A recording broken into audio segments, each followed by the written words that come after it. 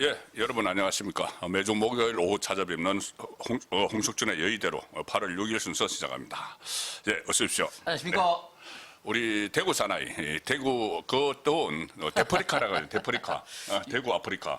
근데 요즘은 또 뭐 양산이 워낙 뜨거워서 양프리카도 하고 이제 여기 서울도 서프리카 해야 될 것 같아요. 예, 오늘은 뭐 39도. 39도. 예, 39도까지. 야, 이거 정말 상당히 열기가 막 느껴지고 열받는데 이재명 정말 열받게 하고 있어요, 국민들은. 이 더운 날에 정말 열받게 하는데, 일단 먼저 그 형사소송법 먼저 말씀을 드려야 될 것 같은데, 이재명이 그 해외 11일 동안 나가 있었잖아요. 11일 나가 있을 때, 그 정성호의 표현대로 빛의 속도로 처리를 해버렸지 않습니까? 형사소송법. 그러니까는 검찰 보안 수사권 완전 폐지하는 거, 거기다가 또 끼워 넣었죠. 공소기각 그 요건을 완화하는 거, 이재명 맞춤형.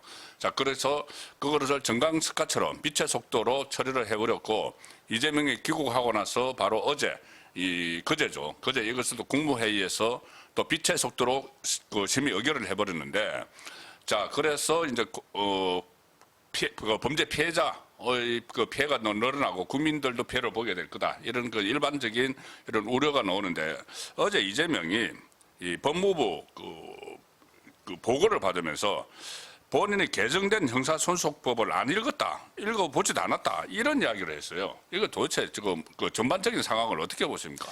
예, 이 정권은 뭐 빛의 혁명이라듯이 빛을 굉장히 좋아하는 것 같습니다. 그런데 빛도 뭐 필요할 때가 있지만, 그러나 또 네. 뭐 빛의 속도로 법을 개정한다, 참 어이가 없는 겁니다. 그렇죠. 특히 우리 예. 대한민국의 기본적인 질서를 유지하는 형사소송법에 대해서 이렇게 국민적인 어떤 논의, 특히 여야 간의 어떤 논의도 없이 빛의 속도로 개정했다. 이거야말로 정말 부끄러운 현상인데, 네. 그런데 또 일국의 대통령이라는 사람이 이걸 뭐 읽어보지도 않았다는 것을 마치 뭐 자랑스럽게 이야기를 했단 말입니다. 참으로 어이가 없고, 네. 이 사람이 우리 대한민국의 대통령이 맞나 하는 의구심이 다시 한번 드는데, 네. 기본적으로 조금 전에 말씀드린 것처럼 이 이야기에 나온 배경이 결국 이제 법무부가 관련된 그 업무를 보고하다가 여러 가지 어떤 문제점들, 네, 예를 들면 어떤 뭐 여러 가지 부작용이라든지 검경합동수사본부. 검경합동수사본부가 설치되더라도 네. 검사가 수사할 수 없다, 이런 식으로 하니까 하는 이야기가, 개정된 형사소송법을 안 읽어봤지만 하는 전제하에 아니 그 문구에 검사가 수사할 수 없다는 그런 표현이 어디 있느냐, 이렇게 오히려 더 질문했습니다. 그런데 여기서 일단 형사소송법을 본인이 안 읽어봤다는 자체가 굉장히 큰 문제입니다. 아니, 읽어보지도 않고 그 공포를 하는데 자기가 본인이 최종 사인을 했습니다. 그러니까. 아니, 이렇게 중요한 법에 대해서 제대로 검토도 하지 않고 사인을 해버렸습니다. 아니, 다른 일도 그런 식으로 처리한단 말입니까? 정말 대통령으로서 있을 수 없는 본인의 어떤 과실 내지는 무책임함을 드러난 것이고, 또 두 번째로 참 이 법을 해석하는데도 본인이 법조인 출신임에도 불구하고 참 어이가 없는 게, 이 법의 가장 핵심은 검찰이 마지막으로 갖고 있는 보안 수사권을 없애는 거 아니겠습니까? 그렇죠. 예. 그러면 직접 수사권은 이미 없어졌고, 마지막 최후의 어떻게 보면 검찰의 수사권에 어떤 보호를 할 수 있는 보안 수사권을 없앴단 말입니다. 그렇습니다. 그런데 이 법에 검사가 수사하지 말도록 하는 게 어디 있느냐, 이런 식으로 되어 있는 거야말로. 아니, 초등학생도 국어 공부를 제대로 하면 이해할 수 있는 거 가지고 그래도 명색이 법조인이 그런 식으로 질문한다는 자체가 참 얼마나 웃기는지 정말 이해할 수가 없고, 이런 코미디도 참 없는 것 같습니다. 네, 그러니까 이게 어제 그 보고를 받으면서, 그러니까는 왜 이 말이 나느냐 하면은, 이제 그 보안 수사권을 폐지를 하는데 이재명이 이렇게 물은 거예요. 이게 그 법적으로 검찰의 수사 행위가 법적으로 명시적으로 금지됐느냐, 아니면은 법적 근거의 소멸이냐, 이렇게 물었어요. 이게 무슨 이야기냐 하면은, 그러니까는 그 새로 그 법에 검찰의 수사를 금지한다고 딱 적시를 했느냐, 아니면은 원래 있던 조항에서 없앴느냐, 그 검찰이 수사를 한다는 걸.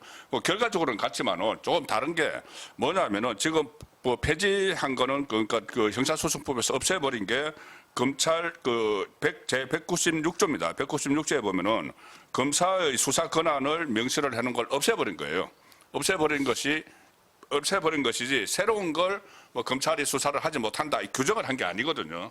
그러니까는 이재명 말은, 그러면은 검경합동수사본부에서 그 만약에 이게 딱 검사가 수사를 하지 못한다 됐으면은 그 검경합동수사본부가 없어져야 되지만, 그게 아니라면은 또 계속 할 수도 있지 않느냐 이런 뉘앙스로 물어봤는데 그 심각한 거는 다 알고 있어요. 지금 그 보도가 많이 돼서 기존에 있던 검사 수사 권한 그를 명시한 196조를 삭제했다. 이거 다 알고 있는데 이재명은 혼자 마치 11일 동안 외국에서 아무 생각도 안 하고 아무 생각 안 하고 있다가 와가지고 이 국무회의에서는 이 그냥 그 심의 의결을 해버리고 그러니까 이제 이게 만약에 이거를 거부권을 행사하든지 하면은 전당대회에 영향을 미쳐서 김민석이 안 되니까 그냥 정치적인 판단으로 한 것이지 이게 국민에게 피해가 갈지 안 갈지 이것을 전혀 생각을 안 했다는 말이 되는 겁니다. 본인이 이렇게까지 이야기하는 그러니까 것은. 이제 이런 말을 왜 했냐면은 결국은 이재명 본인도 이제 개정된 형사소송법으로는 여러 가지 부작용과 좀 문제가 발생하리라는 걸 저는 예측하고 있다고 봅니다. 아, 예, 그렇죠. 자, 이렇게 그래도 뭐 명색이 변호사인데. 네, 이런 어떤 문제가 이제 발생하게 됐을 때는 결국은 본인은 아이고 나는 잘 모르는데 국회가 그냥 뭐 하길래 통과시켜줬다. 예. 어떻게 보면 좀 면피성 어떤 그런 어떤 그 입장을 취하기 위한 어떤 그런 어떤 사전 어떤 그 나중에 분위기 어떤 조성 아니겠느냐. 뭐 그런 어떤 추측이 가능한데 그만큼 대통령의 작자가 너무 참 무책임하고 그저 본인에게 좀 어떤 피해라든지 또 문제가 발생할 가능성이 있는 것은 좀 말을 싹 빼고 그러니까요. 또 조금이라도 좀 얼굴 날 수 있는 거는 본인의 어떤 뭐 X 계정이라든지 해가지고 뭐 동네방네 다 자랑하고 뭐 공식하는데 너무 익숙해졌기 때문에 하는 그런 것들 같습니다. 그런데 이번에 법 개정도 보면은 자세히 보시면 정말 말이 안 되는 게 벌써 작년에 검찰청 폐지가 벌써 확정이 됐고 그렇죠. 10월 2일부터는 검찰이 없어지면서 공소청과 이제 중수청으로 분리되지 않습니까? 자, 그런데 이미 그 조직은 이미 벌써 작년에 법이 확정됐습니다. 예, 그렇죠. 이번에는 그 조직에서 이루어지는 기능에 대해서 형사소송법으로 결국 이제 보안 수사조차도 이제 검사들이 할 수 없다는 게 이제 확정이 됐거든요. 자, 그래 되면 자, 공소청에 있는 검사들이 수사를 할 수 없습니다. 자, 그러면 지금까지는 예를 들면 검경합동수사본부가 이제 되면은 결국은 이제 검찰에서 합동수사본부에 파견을 하지 않습니까? 그렇죠. 그런데 만약에 이제 공소청에서 합동수사본부에 파견이 된다 하더라도 이 원소속 공소청에 있는 검사들은 이제 원천적으로 수사할 수 있는 사람들이 아닙니다. 그렇죠. 그러니까 상식적으로 검경합동수사본부가 이제 설치된다 할지라도 이제 수사를 못하는 거죠. 못하는 거죠. 그럼에도 불구하고 이런 어떤 상식선에서 판단할 수 있는 상황을 가지고 본인이 이런 식으로 검사가 수사 못한다는 조항이 어디냐 이런 식으로 말하는 자체가 참으로 참 어이가 없고 뭐 진짜 뭐 알고서 면피를 하려는 그런 게 무책임한 어떤 발언이 아닌가 생각합니다. 그러니까 이제 책임 회피용이라는 말이 가장 설득력이 있는 것 같아요. 그렇습니다. 나중에 얘기하면 국민들에게 피해가 가고 막 하면 그때 나는 잘 몰랐어. 그래서 그러니까 책임 회피를 하려고 하는 것 같은데 이게 정말 정말 무책임의 극치다 이렇게 보이는데 어제 어제가 아니고 그제 국무회의에서 이제 비공개 회의 시간에 정청호에게 뭐 장관님 좀 더 버티세요. 잘 버티세요. 이렇게 이야기를 했다고 해서 이게 무슨 의미입니까? 왜냐하면은 이재명이 해외에 가 있을 때 정성호가 그 사의 표명을 했거든요. 법사위에서 이야기를 했어요. 난 사의 표명을 했다고. 그래서 몸이 안 좋다. 그런데 실제로는 본인이 공소취소 그 미션을 가지고 있었는데 그거 완수 못했죠. 거기다가 보안 수사권도 남겨둬야 된다고 했는데 그게 간처를 못해서 이제 나는 그만 물러나야 된다 이런 상황이었는데 이재명이 더 버티세요. 그러니까 이제 계속 일을 시키겠다는 건데 이거 무슨 의미에서 나온 거라고 보세요? 예, 그렇습니다. 뭐 정성호 법무부 장관은 본인은 이제 도저히 건강 때문에 못하겠다 이렇게 사의를 법무부 장관으로서 이제 법사위 때 말을 했지만 결국은 청와대가 그 전에도 정식으로 사표를 받은 적 없다. 받은 적 없다. 뭐 그런 어떤 뜻을 이제 표명을 했습니다. 그렇기 때문에 이재명도 대통령으로서 사표를 수리하지 않겠다. 뭐 이런 뜻을 표명하지 않았나 생각합니다. 그러면서 결국은 정성호 장관이 계속해서 법무부 장관을 하게 된다면 여러 가지 어떤 육체적인 어떤 그런 좀 어려움도 있을 거고 특히 뭐 여야를 막론하고 또 뭐 십자포화를 맞을 겁니다. 같은 여당 내에서도 예를 들면 이제 문제가 계속해서 발생하게 되면 법무부 장관이 그런 보완 조치도 취하지 않았냐고 또 비판을 할 거고 특히 또 야당 입장에서는 또 보완 수사 폐지로 인한 여러 가지 어떤 문제, 경찰의 어떤 견제 통제가 되지 않고 또 사회적 어떤 약자에 대한 이런 어떤 수사의 어떤 문제라든지 이런 어떤 문제가 터질 때마다 법무부 장관으로서 그 책임을 온전히 져야 되기 때문에 그렇기 때문에 일단 좀 버텨라, 버텨라. 뭐 그렇게 저는 이야기를 한 게 아닌가 생각하고 또 그 이면에는 또 그 이재명과 뗄 수 없는 여러 가지가 있지 않습니까? 그렇죠. 뭐 신명 치전의 자장. 뭐 이런. 예를 들면 이번에 이제 형사소송법이 개정되면서 이제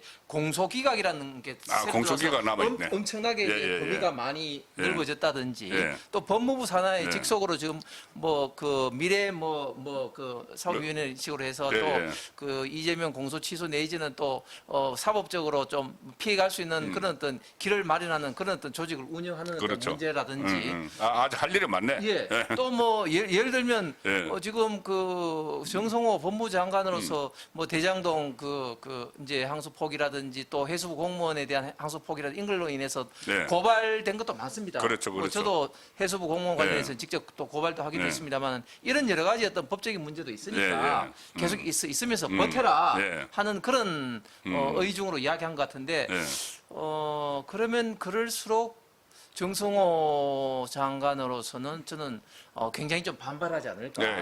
아니 내가 이렇게 몸이 좀 죽겠고 또 하지 못하겠다고 이렇게 하는데도 불구하고 나는 그러면은 뭐 완전히 그 자기를 위해서 죽으란 말이냐, 뭐 순장조냐, 뭐 이런 식으로 해서 굉장히 어떤 그 반발이 있을 것 같습니다. 그 저는 이제 일단은 버티세요. 이걸 이제 언론도 분석을 하는 것이 일단 마지막 이제 마무리할 때까지 10월 2일 검찰 없어질 때까지 그때까지 버텨라. 그 이야기로 일반적으로 분석을 하는데 제가 좀 이상한 감이 들어요. 버티라고 하는 거하고 최근에 몇 가지 나오는 거 가령 예를 들어서 이것을 시행해 보다가 국민 피해가 생기면은 뭐 보완을 하면 된다 이런 식으로 이야기를 했잖아요. 이재명도. 그래서 이게 혹시라도 8.17 전당대회에서 김민석이 당권을 잡으면은 요거 다시 원위치 할 그런 요량 아닌가도 싶기도 해요. 이거 그러니까는 뭐 다수당이니까 또 자기들이 법 고치면 고치잖아요. 형사소송법 다시 고쳐가지고 이게 어차피 자기 공소 취소를 하기 위한 수단으로도 필요하고 그 거래를 하는 그 수단도 필요하고 또 이게 그 국민 불만이 누적되면은 정권에 부담을 가니까 이제 지금 전당대회 때문에 이거를 어쩔 수 없이 이제 통과시킨 측면이 있잖아요. 전당대회에서 김민석이 잡으면은 이거 원위치 시킬 가능성, 그 가능성은 어떻게 보세요? 제가 볼 때는 김민석이 당대표 된다 할지라도 원위치 되기는 어려울 것 같아요. 어려울까요? 왜냐하면 지금 검찰의 이 보안 수사권 문제는 굉장히 좀 심각하고 또 좌파 진영에서는 노무현 대통령 이래로 굉장히 중요한 이슈. 유시민 작가의 표현대로 따르면 이게 깃발이다. 그런 어떤 생각을 갖고 있기 때문에 설사 김민석이 당대표가 되더라도 원위치 되긴 어렵다. 그럼 이제 원위치 시키려고 하면 좌파가 완전히 이제 그렇습니다. 완전히 그때는 무너질 겁니다. 완전히 분열될 겁니다. 그럼에도 불구하고 이제 결국은 지금 계문 발차라고 표현을 자기들은 하는데 어느 정도 어떤 문제점도 자기들도 생각을 하고 있습니다. 그렇죠. 자, 그래서 본인들은 이제 보안 수사에 대한 어떤 보안 조치로 예를 들면 보안 수사 요건이라든지 또 뭐 7대 사건에 대한 어떤 정권 성취라든지 뭐 여러 가지를 함에도 불구하고 또 이제 문제점이 이제 발생되게 될 때는 뭐 또 다른 어떤 보안 조치를 해라 뭐 이런 어떤 식인데 저는 국민들을 실험 대상 아바타도 아니고 아니 뻔히 문제점이 발생되는 것이 예측이 되는데 문제점이 발생되면 또 고치면 된다. 이게 말이 되는 얘기입니까? 피해가 일단 발생을 하는데. 거기다가 더 큰 문제는 이런 겁니다. 지금 검찰 조직을 보면 검사가 한 2,200~300명이 되고 지금은 뭐 퇴직을 뭐 이런저런 이유로 해가지고 많이 줄었다고 합니다. 거기다가 지금 수사관이 전국적으로 한 7,500명이 되거든요. 그런데 지금 중수청에서 언론 보도에 따르면 이제 수사관이 정원을 한 2,500~600명 잡았습니다. 그러면 나머지 5,000명은 어떻게 되는 겁니까? 이제는 공소청에 수사관이 있을 필요가 없거든요. 그렇죠. 자, 그런 되면 그런 조직이 한꺼번에 와해가 된다면 설사 나중에 뭐 이렇게 뭐 그런 조직을 만든다 하더라도 그 조직에서 쌓았던 여러 가지 수사했던 노하우라든지 데이터베이스라든지 이런 것은 다 사라지게 되는 겁니다. 그래서 78년 동안 그 우리 대한민국의 형사사법 측에서 만들어지면서 쌓아왔던 어떤 수사의 역량들은 저는 네. 다 사라질 수밖에 없다. 네. 그래서 설사 지금 뭐 정권이 어떻게 되든지 간에 이걸 다시 보완하고 싶어도 정말 그것을 보완하는 데는 엄청난 시간과 노력이 필요하기 때문에 개문발차로 무책임하게 이렇게 시행을 해버리면 예. 그 피해는 정말 온전히 국민들에게 예. 특히 사회적 약자들에게 갈 가능성이 굉장히 커 보입니다. 그렇죠. 그러니까 이게 국민에게 피해가 가고 사회적 약자들에게 간다는 것이 그동안에는 예를 들어서 이제 경찰 수사를 하는데 거기 통제 기능이 있었잖아요. 검찰에서 통제 기능이 있는데 이제 그게 아니고 경찰이 완전히 정권을 가지고 하다가 보면은 경찰이 잘못된 수사를 누가 바로 잡을 수가 없어요. 그렇습니다. 그러면 결국은 이제 변호사를 선임을 해서 싸워야 되는데 서민들은 변호사비를 감당을 하기가 어려운 거죠. 그래서 그 피해가 속출하게 되는 그런 상황인데 일단 그 전체 전제는 경찰을 못 믿겠다는 데서 이제 출발을 하는 거예요. 그래서 이재명도 이야기했습니다. 검사도 그렇지만 경찰도 못 믿겠다. 이렇게 이야기를 했고 한길 리서치 어제 여론조사 보면은 검찰보다 경찰을 더 못 믿는다는 게 나왔어요. 자, 그런데 이재명이 이 경찰도 못 믿는다 말을 하니까는 그 다음 날 경찰이 정강석화처럼 움직여서 스타벅스 압수수색을 했거든요. 그리고 압수수색을 하고 다시 이제 그 탱크데이 이걸 다시 막 상기를 시키는 그런 상황이 됐는데 이 경찰이 이재명에게 충성 맹세를 한 거죠. 이거는 그렇습니다. 지금 경찰이 지금 검찰청이 없어지면서 중수청이 만들어지고 하면서 사실은 우리 대한민국이 이제 경찰을 견제하고 통제할 수 있는 기관이 없는 무소불위했던 기관이 그렇게 기관이 경찰 됐죠. 공화국이 되어버렸습니다. 유일하게 지금 경찰로서는 신경 쓸 수밖에 없는 사람이 결국은 대통령입니다. 그리고 예, 직접적으로는 좀 행안부 장관이 되겠죠. 그렇죠. 예. 왜냐하면 이제 거기서 이제 모든 어떤 인사 조직 예산권을 잡고 있으니까 예. 결국은 이제 정권의 직접적인 어떤 눈치를 바라볼 수밖에 없기 때문에 예. 저는 앞으로 정권 하명 수사가 굉장히 많이 발생할 수밖에 없을 것 같다. 경찰에 막 몰려가겠네. 예, 그런 어떤 우려가 있고 예. 그런 측면에서 좀 전에 말씀드린 이 스타벅스 이 사건이 사실은 6.3 지방선거 이전에 한참 전에 그러니까 벌써 시간으로 따지면 이제 2달도 더 전에 발생된 거 아닙니까? 그렇습니다. 예. 그런데 이제 그동안은 잠잠히 있다가 갑자기 이제 압수수색을 해버린단 말이죠. 예. 이건 상당히 이해가 안 가는 게 뭐 당시에 압수수색을 한다면 모르겠지만 벌써 이 사건은 벌써 이제 수면 아래 들고 예. 또 저는 기본적으로 이 스타벅스의 탱크데이 자체에 대해서 이재명이 이것을 가지고 갈등하고 이런 것 자체를 저는 비판하는 입장입니다. 예. 100번 양보해서 설사 그런 게 조금이라도 있다 하더라도 시간이 한참 지나고 난 다음에 압수수색 하는 거야말로 예. 이해가 안 되는데 근데 기본적으로 검찰에 비해서 경찰은 좀 정권의 어떤 눈치를 바라볼 수밖에 없는 구조를 갖고 있습니다. 왜냐하면 검사들은 그 옷을 벗고 나와도 변호사하면 되죠. 그렇죠. 그렇기 때문에 예. 당당하게 본인들의 어떤 소신대로 일하고 말하고 예. 특히 또 검찰은 준사법기관으로서 예. 국가공무원 일종이긴 하지만 그러나 또 준사법기관으로서 또 법관의 준하는 그런 어떤 예우를 법령에 좀 부여를 받고 있습니다. 그러나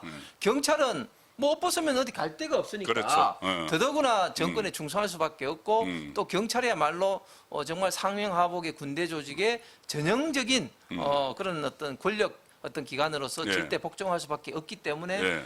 검찰 조직하고는 좀 태생적으로 좀 다를 수밖에 없다. 그런 어떤 걸 갖고 있고 예. 제가 한 가지 좀 말씀드리면 이 좌파 정권을 가만히 보면요. 한 가지 보면은 좌파 정권은 자기들 당 대표 내지는 대통령이 이루더라도 과거부터 이루어졌던 어떤 정책들을 좀 계속적으로 이어가는 그런 어떤 속성이 있습니다. 자, 예를 들면 형사사법 체계 개편에 있어서도 보십시오. 2018년, 19년도 당시 문재인 정권이 1차적으로 한 게 검경 수사권 조정이었습니다. 그렇죠. 예. 그래서 그때 이제 검찰의 지휘권을 없애고 경찰의 1차 종결권을 1차 사건 종결권을 줬죠. 그다음에 또 이제 했던 게 이제 공수처가 이제 설립이 되고 그다음에 이제 검수완박이 되고 이런 어떤 일련의 어떤 그런 어떤 역사가 있는 겁니다. 자, 그런데 제가 2022년, 2023년 이제 국회에서 당시에 서울경찰청이라든지 자료를 보니까 경찰의 1차 조정권이 생기고 난 다음에 이 각종 사건의 종결 처리 속도가 평균적으로 30% 이상 다 늦어졌습니다. 맞아요. 그러니까 무슨 말인가 하면 경찰이 종결하고 난 다음에 뭐 이게 나중에 문제가 될까 봐 종결을 안 한 겁니다. 아, 그냥 그 캐비넷 속에 그냥 넣어놓고 그러니까 있죠. 사건 처리를 못 하는 겁니다. 그러니까 굉장히 이 속도가 늦어지게 되면 그 피해는 온전히 국민들한테 국민에게 그대로 가죠. 그렇게 좌파 정권이 정책으로 밀어붙이고 있는 게 실질적으로 개선이 아니라 개악이 되고 있는 게 현실임에도 불구하고 지금 이재명 정권은 자기들의 어떤 이념에 따라서 자기들의 신념에 따라서 또 최후의 보안 수사권까지도 없애버려 버리니까 앞으로가 참 큰일입니다. 그러니까 이게 모든 것이 이제 딱 국민을 우선으로 놓고 생각을 하는 게 아니고 정권 연장 아니면 이재명의 그 방탄 이것을 지금 무조건 앞에 놓고 이런 그 법안을 처리를 하고 하니까 이 정권이 과연 국민을 위한 국민 주권 정부 이렇게 이야기를 하는데 국민 주권 정부가 아니고 아마 좌파 기득권 지키기 정부 정권 뭐 이렇게 부를 수도 있는 상황으로 가고 있습니다. 맞습니다. 한마디 좀 더 드리면 지금 최근에 경찰들 태도를 보면 참 걱정스러운 게 자 보십시오. 스타벅스는 지금에 와서야 또 뒤늦게 압수수색을 하는데 지금 민주당 같은 경우 지금 김병기 사건 1년 내도록 지금 잠잠합니다. 강선우 사건 무혐의 처리했습니다. 아, 그렇네. 쌍방울 2천만 원 쪼개기에 대해서 준 쌍방울 관계자들은 불구속으로 송치를 했는데 송치했죠. 받은 사람 강선우는 불송치. 무혐의 처리를 처리를 했어요. 자, 그다음에 또 신천지 수사 보십시오. 이 민주당의 그 신천지가 조직적으로 가입을 했다는 게 이미 드러나고 있는데 신천지 수사도 지금 진행되는 게 지금 깜깜무소식입니다. 자, 이렇게 민주당 집권당 수사에 대해서는 그 칼이 그 앞에서 딱 멈춰버리고 그 반대편에 대해서는 이렇게 스타벅스처럼 이런 식으로 완전히 이제 어떤 정권 입맛에 맞는 어떤 수사가 지금 현재 지금 진행되고 있다. 그렇게밖에 볼 수 없는 거죠. 아, 그러니까 이제 지금 10월 2일 날 검찰이 없어지면 이제 그때부터 완전히 보안 수사권이 없어지고 이 법이 시행되는데 그 법이 시행되기 전에 벌써부터 이렇게 이 충성을 다하는 경찰이 정권에 충성을 다하는 이런 그 상황이 간다면은 그 다음에 이제 경찰을 이용을 해서 뭐 정적들을 제거를 한다거나 굉장히 쉬워지겠네요. 그 이재명 정권에서는. 그렇습니다. 거기다 또 이제 그 행안부 장관이 힘이 세지잖아요. 이렇게 그렇습니다. 되면 그 경찰을 휘하에 두니까는 행안부 장관을 통해서 이 공안 정국을 뭐 조성을 하는 그런 상황들도 지금 예상이 되고 있습니다. 그렇습니다. 행안부 장관이 얼마나 힘이 세지냐면 원래 이제 행안부 장관도 이제 힘이 셌습니다만은 이제는 자 행안부 산하에 원래 있었던 뭐 소방청이라든지 경찰청이라든지 이런 것뿐만 아니라 새롭게 이제 중수청이 들어오고 그리고 경찰청 자체도 지금 검찰이 없어지기 때문에 규모나라든지 권한이 또 메모대로 터지게 됩니다. 그렇기 때문에 행안부 장관이 경찰의 인사 조직 예산을 잡고 있기 때문에 실질적으로 어떤 경찰을 모든 것을 다 컨트롤할 수밖에 없는 겁니다. 그래서 대통령이 행안부 장관을 통해서 직접 이 경찰의 어떤 수사에 관여할 수 있는 그런 어떤 통로가 지금 만들어져 버리기 때문에 저는 앞으로 이재명 민주당 정권이 이것을 어떤 식으로 악용을 할지 참 우려가 됩니다. 그러니까요. 그런 생각도 들어요. 갑자기 정성호가 법무부 장관 그만두겠다는 게 법무부 장관이 힘이 완전히 떨어졌잖아요. 그렇습니다. 공소청을 두고 산에 두고 있다고 하지만은 공소청은 그냥 이거 저기 공소장 찍어주는 그 기계에 불과한 게 되는 거예요.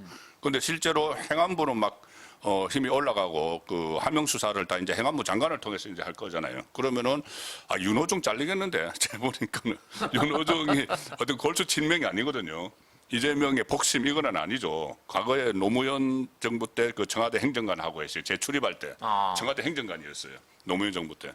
그러니까는 윤호중보다는 이재명 복심이 이 조만간 행안부로 들어갈 가능성이 저는 상당히 높아졌다고 봅니다. 아무래도 그러니까 하명 수사하고 하려면은 이 같이 공동 운명체가 된 사람이 돼야 되니까 찐명 중에서 누가 들어가지 않을까. 그 전에 이 법무부 장관의 이건태, 뭐 박준택 이야기가 있었는데 아마 행안부 장관에 아주 그 찐명이 들어갈 가능성이 상당히 높은 것 같습니다. 예. 자, 그리고 요즘 보면은 정말 그 날씨 더운데 이재명이 정말 짜증나게 하고 있어요. 어제 그 육군 사관학교, 육사를 폐교를 하고 이제 3군 사관학교, 통합 사관학교를 만드는데 그 이유를 이렇게 이야기했어요. 육사 출신이 3번 쿠데타를 해서 이게 그 3번 쿠데타를 했는데 한 번도 처벌을 받지 않았다. 누가 처벌을 받지 않느냐. 그러니까 책임을 지지 않았다. 육군 사관학교가 책임을 지지 않았다. 그렇게 해서 없애버려야 된다. 그러니까 3군 사관학교를 통합하는 이유를 다른 건 다 놔두고 그전에는 무슨 뭐 합동성 강화 이런 이야기 막 안교백이 했는데 다 놔두고 쿠데타를 3번 했기 때문이야. 이렇게 이야기를 했습니다. 그러니까 일각에서 나오는 이야기가 아니 그러면은 그 쿠데타 3번이니까 한 번에 이제 그 5.16 한 번은 12.12를 이야기하는 거잖아요. 한 번은 12.3을 이야기하는데 12.3은 그 대통령 윤석열 대통령이 서울대 출신이잖아요. 그러면은 윤석열 대통령이 12.3을 했기 때문에 그럼 서울대 법대 없애야 되는 거 아니냐? 이런 말까지 나오는데 이게 그 무슨 의도에서 또 이건 나온 말이라고 생각을 하세요? 저는 정말 이 말을 듣고 대통령이 더위를 먹었나 예, 예. 생각이 들 정도로 예, 정말 예. 뭐 이거는 뭐 도저히 상식적으로 납득이 안 가는 그런 어떤 발언인데 아니 쿠데타가 뭐 무서워서 내지는 방지하려고 육군 사관학교를 없앤다? 아니 이런 말을 어떻게 합니까? 그러면 차라리 군대를 해산해야 되죠. 그렇죠. 군대를 해서 검찰이 마음에 안 든다고 검찰을 해산했다시. 그럼 맞습니다. 군대 해산. 예, 군대 해산해야 된 겁니다. 그 말까지 나와요. 예. 예. 그러면은 진짜 뭐 윤석열 대통령 때문에 그러면 서울대법대라든지 뭐 중앙고 없애버려야 되는 거죠. 그러니까요. 말이 되는 예. 겁니까? 예. 그리고 쿠데타에서 왜 그 처벌받지 않았습니까? 12.12 군사 당시에 반란으로 인해서 그 전두환 대통령과 노태우 대통령이 뭐 처벌받았죠. 사형 선고까지 받았죠. 예, 그다음에 지금 비상계엄으로 인해서 지금 어떤 내란 재판으로 지금 관련된 장성들이 지금 예, 예. 재판받고 예, 있는 거 예, 아닙니까? 예. 자, 그럼에도 불구하고 육군 사관학교가 처벌 안 예, 받았죠. 근데 아무런 관계 없는 육군 사관학교를 없애려고 한다?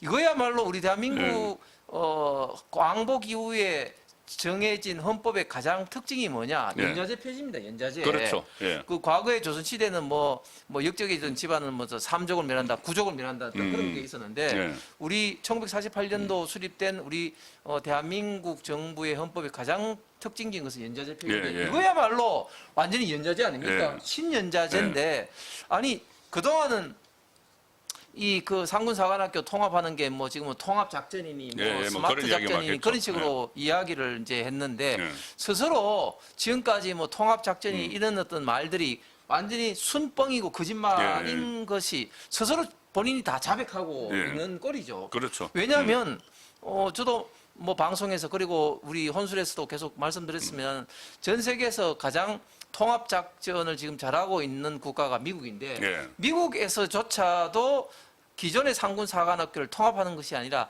상군 사관학교 어떤 그 존재는 그대로 놔두면서도 이제 졸업 이후에 통합 작전이라든지 그리고 관련된 과목을 더 강화하는 그런 예, 예, 추세입니다. 예, 예, 예. 그런데 우리나라만 이 상군 사관학교를 통합한다는 것에 대해서도 예. 지금 많은 뭐 육사 출신이라든지 또 안보 전문가들이 반대를 하고 있었는데 예. 지금 와서는 완전히 진짜 통합 작전이 아니라 이제 그 육군 사관학교의 어떤 과거의 어떤 쿠데타 전력으로 인해서 그것을 막기 위해서 없앤다. 아 정말 이런 어떤 발언을 통해서 육군 사관학교를 없애게 된다면. 정말 좋아하는 사람은 김정은밖에 없고 예. 우리나라 대한민국의 정말 안보는 뻥 뚫릴 수밖에 없다. 예. 그렇지 않아도 우리 대한민국의 안보가 최근에 들어와 가지고 그 미군의 무인기도 제대로 식별 못 해가지고 격추할 뻔한다든지 그러니까요. 또 예. 앞에 뭐 1군단이라든지 이런 데는 또 빈총 가지고 경계라든지 경계를 쓰고 이런 식으로 완전히 안보에 큰 구멍이 예. 지금 이제 나 있는 이런 상태에서 예. 대통령이라는 사람이 이런 식으로 인식을 하고 예. 있다.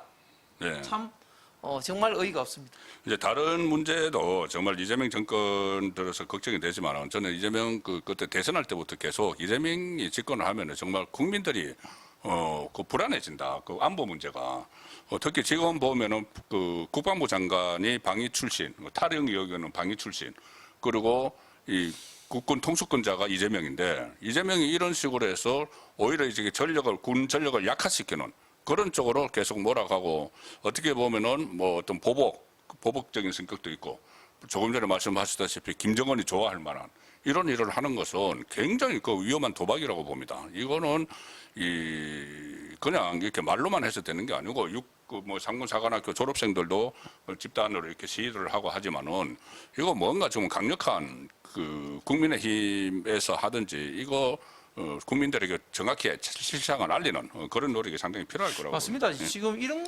이슈야말로 모든 국민들이 우려할 만한 대통령의 이런 어떤 망발인데 이런 이슈야말로 그 국민의힘에서 강하게 관련된 분들하고 항의를 해야 된다 봅니다. 물론 뭐 오늘 국회 소통관에서 네. 몇 명의 국방위원회 소속 의원들이 기자회견을 한번 네. 했습니다만은 그러나 그런 단발성 기자회견 될 게 아니고 네. 정말 대규모 안보를 걱정하는 어떤 국민들과 국회에서 집단적인 어떤 그런 어떤 뭐 집회라든지 그런 게 이제 할 필요가 있는데 전 세계적으로 보면요. 네. 지금 어떻게 흘러가고 있냐면 남녀 공이 반드시 이제 군 입대가 필수적으로 되는 국가들이 점점 늘어나고 예, 있습니다. 예, 예. 원래는 이스라엘이라든지 몇 개 국가밖에 없었는데 최근에는 EU 국가이지만 덴마크도 그렇죠. 새롭게 예. 여성도 반드시 이제 징병이 되는 그런 예. 어떤 뭐 공주가 입영을 그렇습니다. 했다고 뭐 예, 예. 화제가 되고 있죠. 예, 그만큼 지금 안보가 새롭게 지금 이제 대두되고 있는데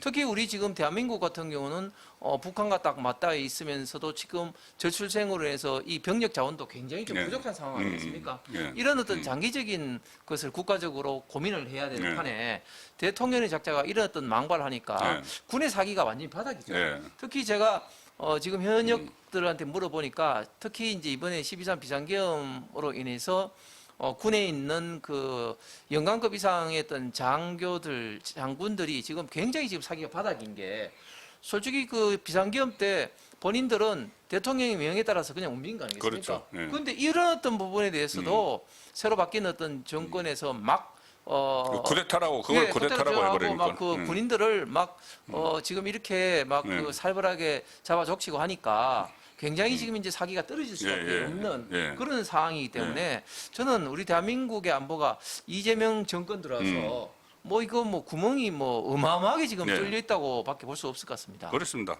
그러니까 이제 국민도 알죠. 1년이 넘어가도록 그렇게 어떤 본인의 사법 리스크를 없애기 위해서 모든 신경을 다 쓰고 국민보다는 정권을 우선 두는 그 상황이 있으니까 이재명의 지지율이 지금 떨어지는데 특히 최근 들어서 이재명 지지율이 김어준의 꽃에서도 데드크로스가 일어났고 그러니까 부정평가가 긍정평가를 앞서버리는 심지어 김어준이 운영하는 꽃에서도 그리고 뭐 그 리얼미터 뭐 좌파 성향의 그 결과를 많이 내놓는 그것도 마찬가지고 뉴스토마토가 오늘 그 했는데 이재명 지지율이 귀국 후에 또 4%포인트가 떨어졌다. 47.7. 이것도 굉장히 많은 건데 어쨌든 추세를 보시면은 계속 떨어지는데 보통 그 과거에는 대통령들이 해외 순방을 가면은 순방 효과 이래서 지지율이 올라가거든요. 그런데 11일 동안 이제 외유하고 와가지고 크게 보면 이제 두 가지 이 발표를 했죠. 하나는 그 부동산 그 세금 폭탄 때렸고 또 하나는 형사소송법 그 심의 의결한 건데 그 결과가 이제 반영이 됐다고 이제 볼 수가 있는 거죠. 지지율 떨어지는 진짜 근본 원인은 뭐라고 보십니까? 예, 지금 이재명이 대통령으로서 지지율이 뭐 여론조사기마다 들쭉날쭉하지만 큰 두 가지 특징이 있다고 봅니다. 첫 번째는 추세적으로 지금 이제 굉장히 빠른 속도로 하고 그렇죠. 있다. 예. 지금 거의 대부분이 보면은 40%에서 40% 중반대로 네. 지금 이제 떨어졌습니다. 추세적으로 지금 급하게 지금 떨어지고 있습니다. 두 번째는 지금 MBS하고 갤럽 빼고는 전부 다 지금 데드크로스가 발생했다. 그렇죠. 예, 예.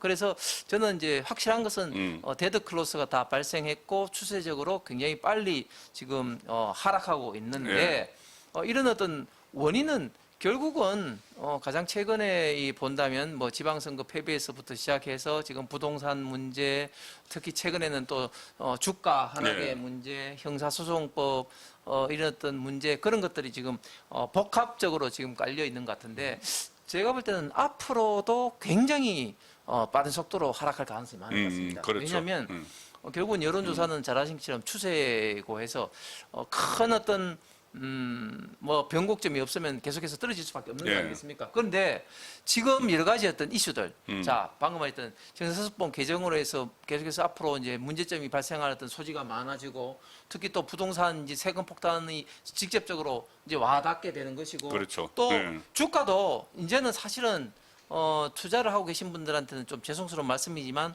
앞으로도 제가 볼 때는 상승보다는 하락의 어떤 무게가 더 갈 수밖에 없거든요. 그러니까 네.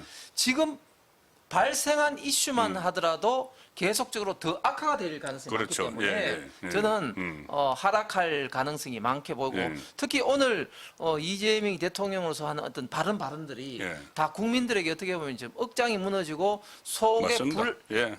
불이 나도록 하는 그런 발언들 아니겠습니까? 오죽하면 더위 먹었나 이 말까지 나오니까. 예, 예, 그런 어떤 것들로 인해서 진짜 앞으로 굉장히 추세적으로 더 예. 하락 추세가 빨라질 것 예, 같습니다. 예. 조금 전에 이제 MBS하고 갤럽을 제외해서 다 데드크로스가 났다고 말씀하셨는데 MBS하고 갤럽은 MBS 이제 전국 지표조사 그 4개 언론사 그 여론조사회사가 같이 하는 거죠. 그 두 가지는 전화 면접 조사입니다. 전화 면접 조사는 그 여론조사 전문가들도 믿기가 어렵다. ARS가 진짜 민심이다. 왜냐하면 전화 면접을 하면은 현 살아있는 정권에 대해서 부정적으로 이야기하기가 어렵다는 거예요.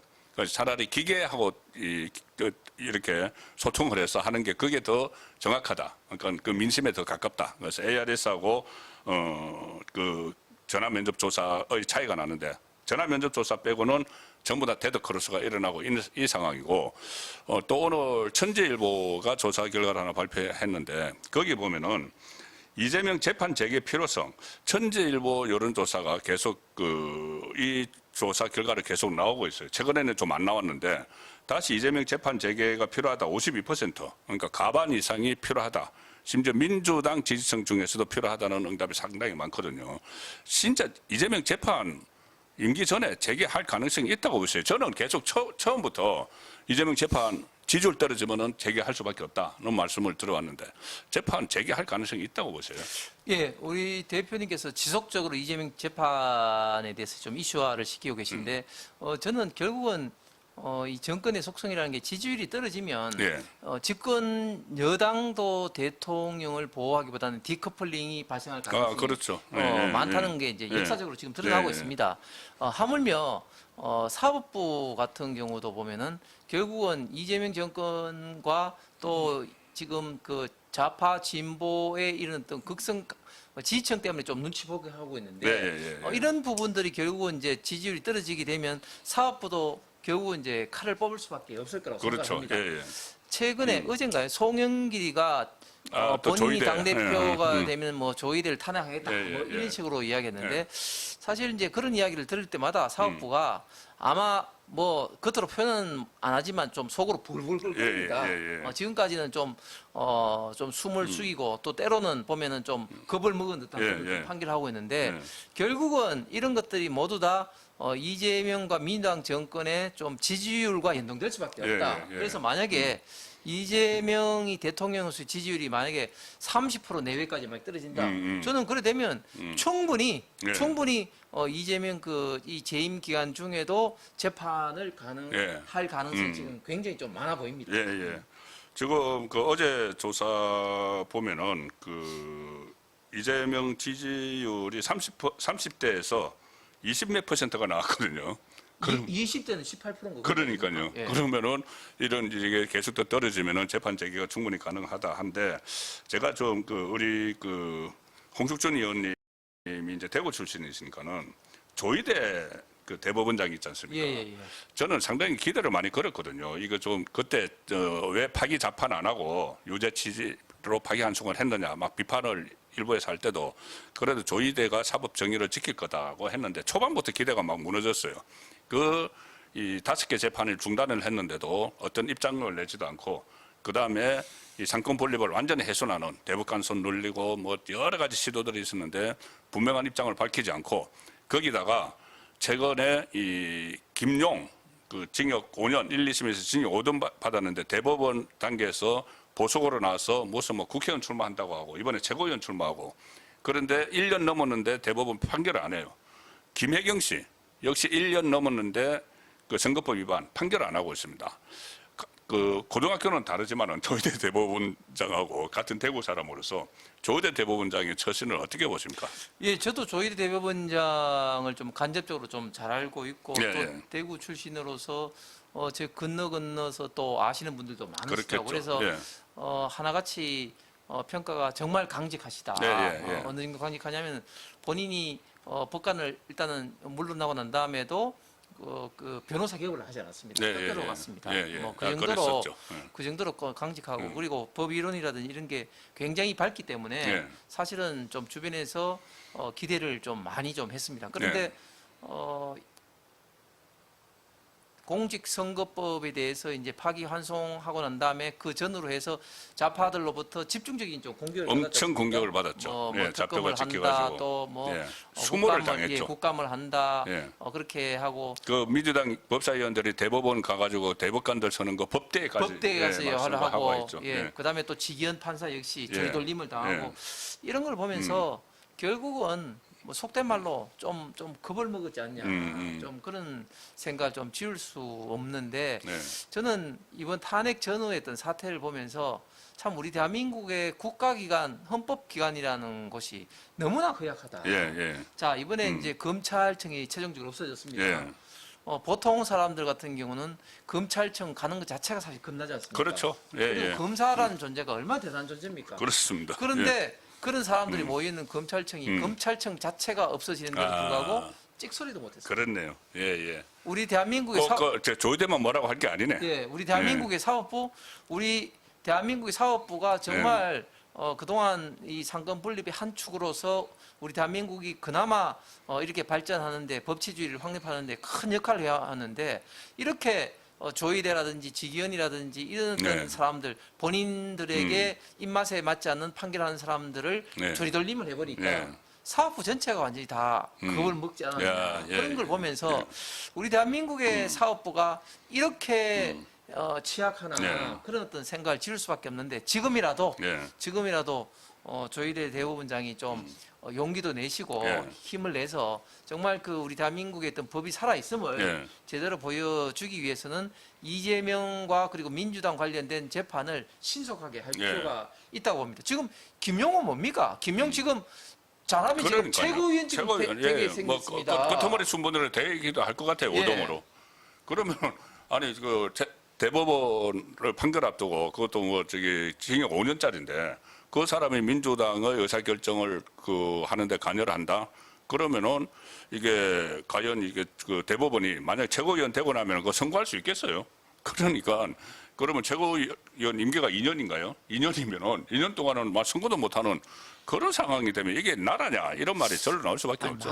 저는 그렇지 않다고 물론 믿습니다만 만약에 대통령 재판 못하고 또 항소심에서 징역 5년 확정된 김용마저도 만약에 대법원에서 재판 못한다. 대통령 부인도 못하잖아요.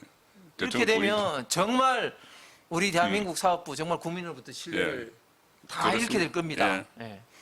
네, 그래서 좀 조희대 대법원장이 뭐 나름대로 이제 뭐 저항을 하고 있다 뭐 이런 말도 해요. 왜냐하면 대법관을 임명 제청 안 하는 이유가 이재명이 꽂으려고 하는 대법관이 있어서 그것을 이제 피하고 있다. 그런데 아주 소극적인 저항이고 좀 국민을 그 생각을 해서 좀 적극적으로 좀 제 역할을 좀 찾아줬으면 합니다. 예. 지금까지는 주로 이제 그 이재명이 정말 더위 먹은 것 같은 그거는 망언 릴레이 그리고 이해할 수 없는 뭐 형사소송법 개정된 거 안 읽었다 이런 말이 왜 그런 이야기들이 나오는지를 중점적으로 이제 살펴봤고 이재명 지지율까지 알아봤습니다.